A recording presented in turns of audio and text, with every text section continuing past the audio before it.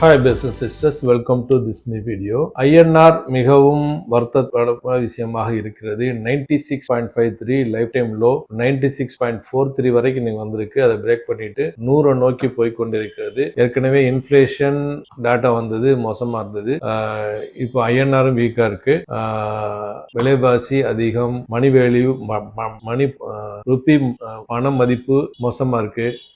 என்ன நடக்குமோன்னு தெரியல. FIs wait and வாட்ச்ல இருக்காங்க. சரி, இது ட்ரம்ப் 20% டாரிஃப் போடுவேன்னு சொன்னதை பேக் அடிச்சு அதை வாபஸ் வாங்கிட்டு மொத்தமாவே நான் ஸ்ட்ரைட் ஆஃப் பிளாக் பண்ண போறேன். ஈரான் வந்து இப்ப சமீபத்துல கூட டேல கூட தாக்குதல் நடத்திருக்காரு. இந்த 3 நாள்ல வந்து லேட்டஸ்ட் நடந்ததுல 30 சிவிலியன் கொல்லப்பட்டதாக அல்ஜீசிரால சொல்லப்பட்டிருக்கு. அதே மாதிரி ட்ரம்ப் சொல்றாரு, பவர் பிளான்ட், பிரிட்ஜ் இது எல்லாத்தையுமே நான் தாக்க போறேன். இந்த ஹிந்து, சண்டே டைம்ஸ், கார்டியன் எல்லாத்துலயுமே வந்திருக்கு, பிபிசி.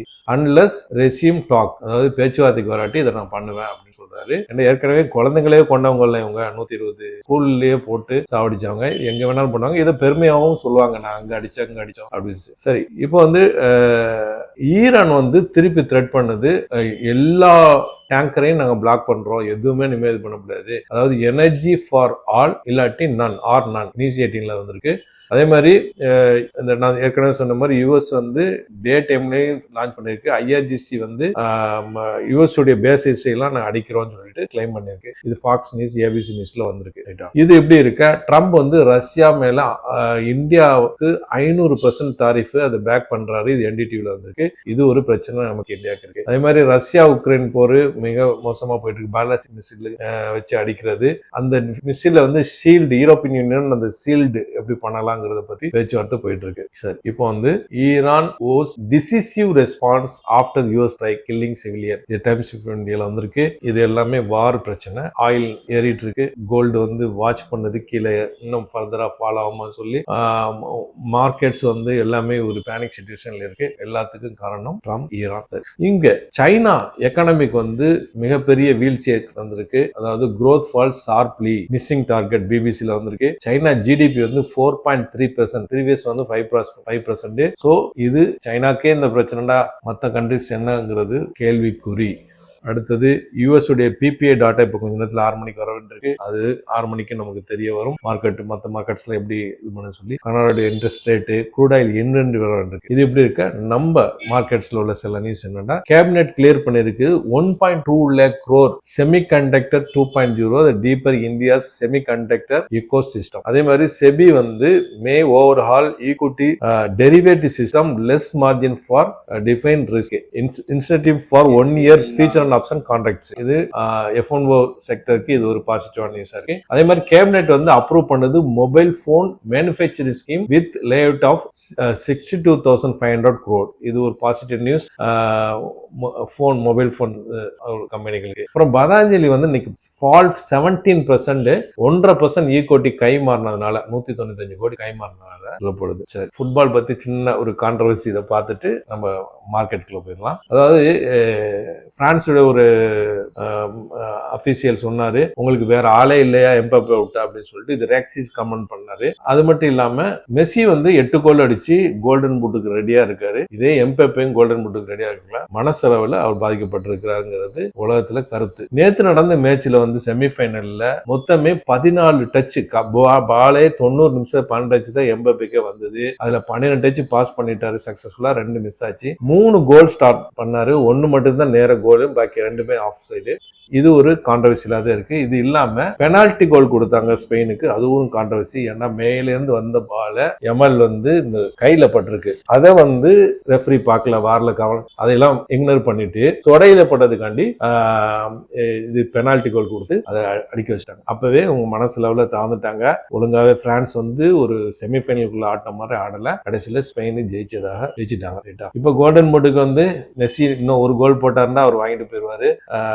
இவர் 8 கோல், அவர் 8 கோல். அப்புறமா ஹாரி, ட்வீடு 6 கோல்ல இருக்காங்க இங்கிலாந்துல. இது இப்படி இருக்கா. இன்னைக்கு மெயினான அர்ஜென்டினா இங்கிலாந்து 1966க்கு அப்புறம் 2026ல 2 பேரும் சந்திக்க போறாங்க. இது இல்லாம 7.5 மில்லியன், கிட்டத்தட்ட 70 லட்சம் பேர் சைன் பண்றாங்க பெட்டிஷனை, கிக் அர்ஜென்டினா அவுட்னு சொல்லிட்டு. அதுக்கு பல கான்ட்ரவர்சி, அது இது பல விஷயங்கள் சொல்லி இது பண்றாங்க. சரி, நம்ம அந்த பாலிடிக்ஸ்ல போவேன்னா இப்போ கிட்டத்தட்ட செமிஃபைனல் இன்னைக்கு ஒன்று, அதுக்கப்புறமா 20ஆம் தேதி ஃபைனல். இப்போ மார்க்கெட்டில் வந்துடலாம். காலையில் கிஃப்ட் நிஃப்டி கேப் அப் டெலிகிராமில் அப்டேட் பண்ணியிருந்தா டெலிகிராமில் ஜாயின் பண்ணாதவங்க லிங்கை பயன்படுத்தி ஜாயின் பண்ணிங்க. ஃபேக்கெட்டில் ஜாயின் பண்ணி ஏமாந்துடலாம்.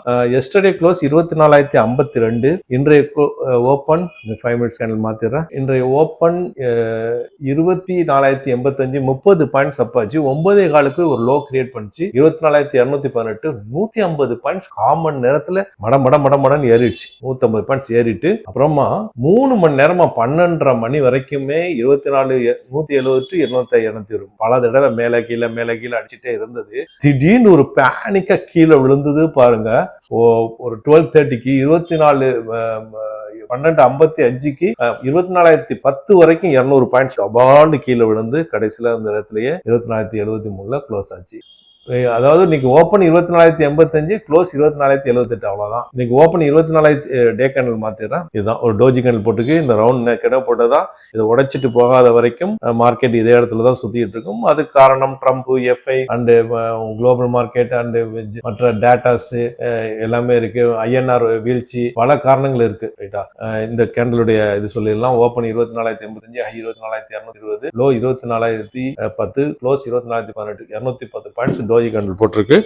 இன்னைக்கு top gainer Eternal 3% up, ultra cement முனை 2.5% up, HDFC life 2.5% up, Shriram finance 2% up, top loser Hindalco 2% up, power grid 2% up, LNT 1.5% down. Sorry, top loser எல்லாமே down. JSW steel 1.5% down. Heavy weight SBI 1.5% up, HDFC 3% up, Airtel 1% down, TCS 1/2% down. IT sector இன்னைக்கு 1/2% மேல குறைஞ்சிருச்சு. Bank Nifty பொறுத்தவரை இன்னைக்கு ஒரு hammer candle தான் போட்டிருக்கு. இந்த கேண்டில் தான் சேம் நிஃப்டியை ஃபாலோ பண்ணி அப்படியே தான் போயிட்டு இருக்கு. இன்னைக்கு 58,148 to 57,545, 600 பாயிண்ட்ஸ் மூவ்மெண்ட் அதே ரேஞ்சில தான் மாட்டிக்கிட்டே இருக்கு. மார்க்கெட் எங்கேயுமே போகல. எஃப்ஐடி ஆக்டிவிட்டியை பொறுத்தவரை அவங்க வெயிட் அண்ட் வாட்ச் பொசிஷன்ல இருக்காங்க. ரொம்ப வைக்கவும் இல்லை, ரொம்ப வாங்கவில்லை. Wait and watch. அதே மாதிரி ஆப்ஷன் செயினை பொறுத்தவரை இங்கிட்டு 14.4, இங்கிட்டு 18.54 நெகட்டிவ் தான் இருக்கிறது. PCR ratio 0.776. ரைட்டா, லைவ்ல ஏதாவது முக்கியமான செய்திகள் வந்திருக்கான்னு பார்ப்போம். ட்ரம்ப் ஏதாவது positive, negative. Netanyahu set to attend memorial service to US senator Lindsey Graham இறந்தார்ல, அந்த இதுல நெட்டன்யாஹூ அட்டெண்ட் பண்ண போறாரு. Iran arrange on the way to Doha to offer condolence over passing of former emir. அதாவது ஈரானுடைய PM போறாரு, அவர் emir இறந்து போனாங்கல்ல, அதுக்காக போறாரு. இங்கிட்டு நெட்டன்யாஹூ செனட்டர் இறந்ததுக்கு போறாப்புல, இங்கிட்டு ஈரானுக்கு போறாங்க. இதில் எல்லாமே பாலிடிக்ஸ் இருக்கிறது. Hormuz remain close, 2 ships halted with warning shots. இது ஈரான் சொல்லுது. யாருமே போகக்கூடாது, யாருக்குமே இது அவங்க நிப்பாட்டி வச்சிருக்காங்க. ரைட்டா, அடுத்தது யூஎஸ் மிலிட்டரிஸே அவங்க இப்ப பகல்லையும் தாக்குதல் நடத்தினாங்கல்ல, அந்த தாக்குதல் முடிவுக்கு வந்தது. அவங்க என்ன சொல்றாங்க, 90 minute out of strikes Iran 7:30 மணில இருந்து ஆரம்பிச்சது, 3 மணியோட முடிந்தது.